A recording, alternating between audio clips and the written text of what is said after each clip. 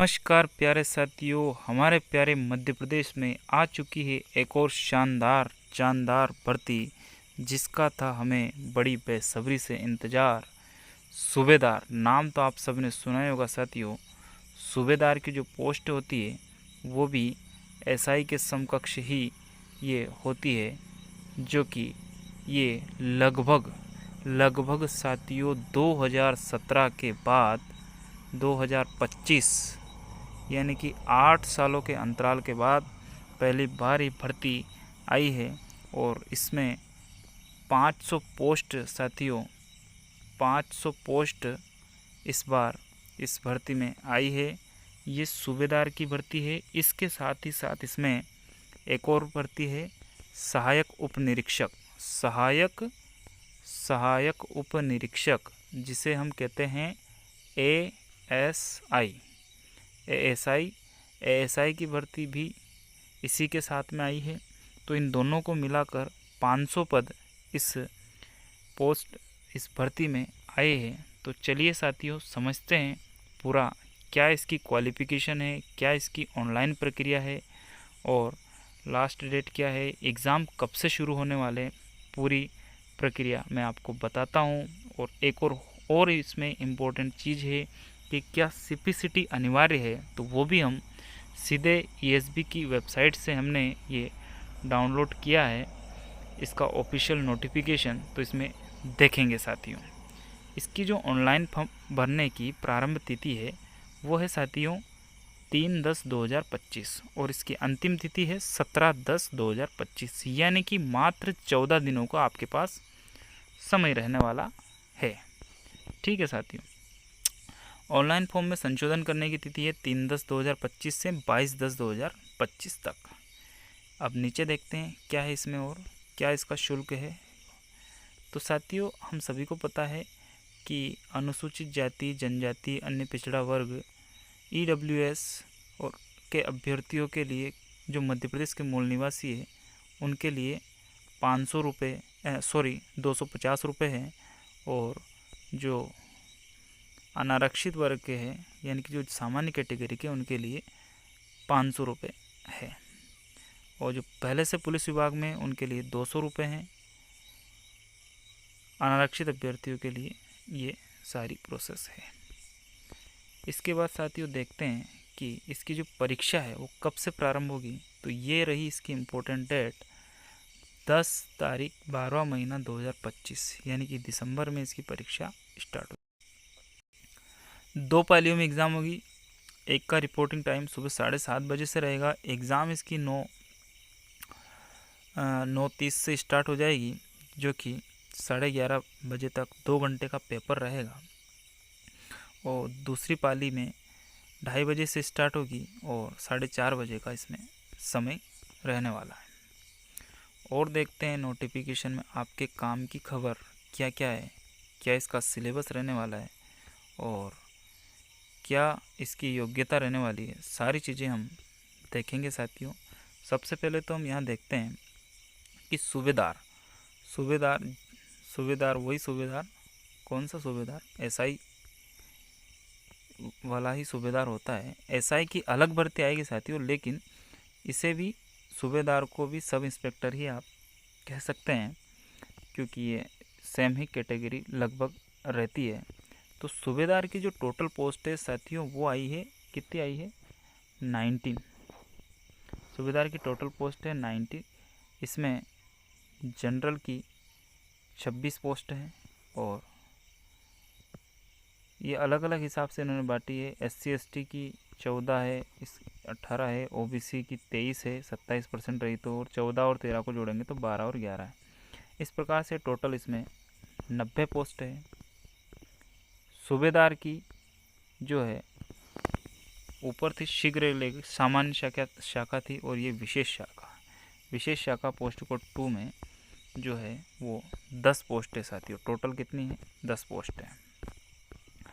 इसके बाद सहायक उप निरीक्षक यानी कि एएसआई की जो भर्ती है पोस्ट कोड 3 है। इसमें टोटल 110 पोस्ट है और ये अलग अलग जनरल, OBC आप आराम से नोटिफिकेशन में देख सकते हैं।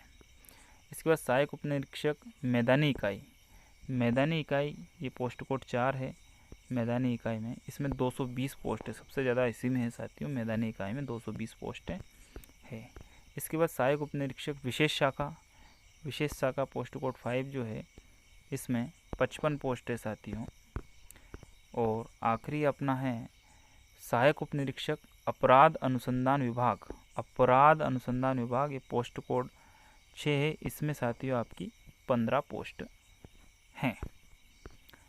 और ये 2 प्रकार से भर्ती आई, एक है आपका सूबेदार शीघ्र लेखक और दूसरा सहायक उप निरीक्षक अनुसचिव भी इसे कहते हैं।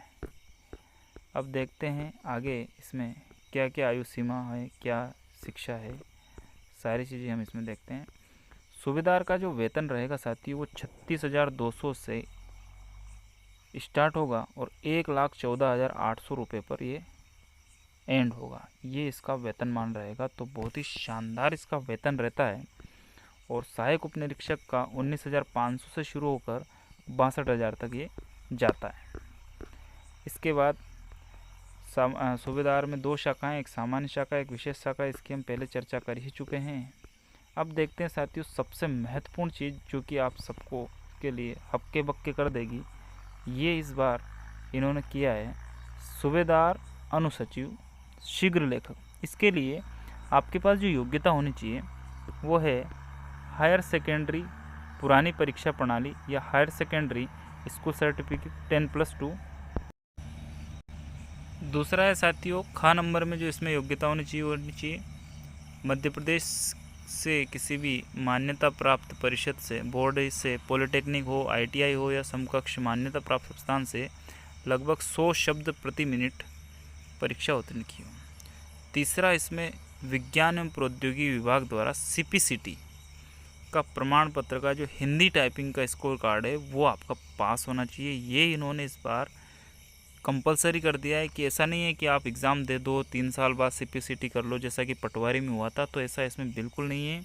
तो साथियों CPCT बिल्कुल इस सूबेदार की जो पोस्ट आई है इसमें 100% लगनी ही है। तो जिनके पास CPCT है वो ही इस एग्ज़ाम में अप्लाई कर पाएंगे। अगला है घ नंबर इलेक्ट्रॉनिक विभाग और कंप्यूटर पाठ्यक्रम सत्यापन द्वारा आयोजित डिप्लोमा स्तर की परीक्षा हो। अब घ नंबर में इसने ऑप्शन में आपको ये दिया है कि और आपके पास क्या हो, घ नंबर में या ITI से कंप्यूटर हो, घ नंबर में एक और दिया है ऑपरेटर कोपा से आपका 1 वर्षीय डिप्लोमा हो या फिर पॉलिटेक्निक से संस्थान विश्वविद्यालय कॉलेज से ITI या फिर किसी भी अनुदान से कंप्यूटर का डिप्लोमा। तो ये घ नंबर में इसने 4-5 चीज़ें, यानी कि आपके पास कुल मिला के यदि DCA भी है तो आप इसमें अप्लाई। इसके बाद साथियों दूसरी पोस्ट है हमारी सहायक उप निरीक्षक। इसकी क्या क्या योग्यता है, तो पहला तो इसमें कि मान्यता प्राप्त किसी भी मंडल संस्था से 12वीं उत्तीर्ण होना चाहिए। दूसरा इसमें वही विज्ञान एवं प्रौद्योगिकी विभाग से CPCT जरूरी है। और तीसरा है आपके पास BSc हो, MSc हो, कंप्यूटर साइंस हो, SIT हो, इसके द्वारा कोई भी यदि आपने डिग्री ली है या डिप्लोमा किया है तो आप इसमें अप्लाई कर सकते हो। और गा नंबर में या फिर आप कर सकते हो कंप्यूटर पाठ्यक्रम सत्यापन DOEC द्वारा आयोजित डिप्लोमा स्तर की परीक्षा उत्तीर्ण की हो। और अगला अथवा इसमें यह है कि आपने मान्यता प्राप्त ITI से कोपा से कंप्यूटर किया हो। अगला इसी में यह है कि आपने पॉलिटेक्निक संस्थान कॉलेज से ITI किया हो।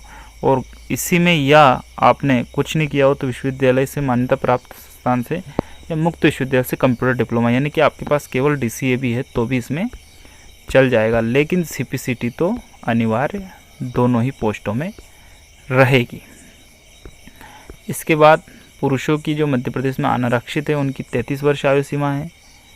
और मध्य प्रदेश में आर्थिक रूप से जो कमज़ोर है उनकी भी 33 वर्ष है। पुरुष महिला अन्य प्रदेश की भी 33 वर्ष है। महिलाओं के लिए 38 वर्ष है। पुरुष जो कि अनुसूचित जाति जनजाति अन्य पिछड़ा वर्ग में आते हैं उनके लिए 38 वर्ष की आयु सीमा है।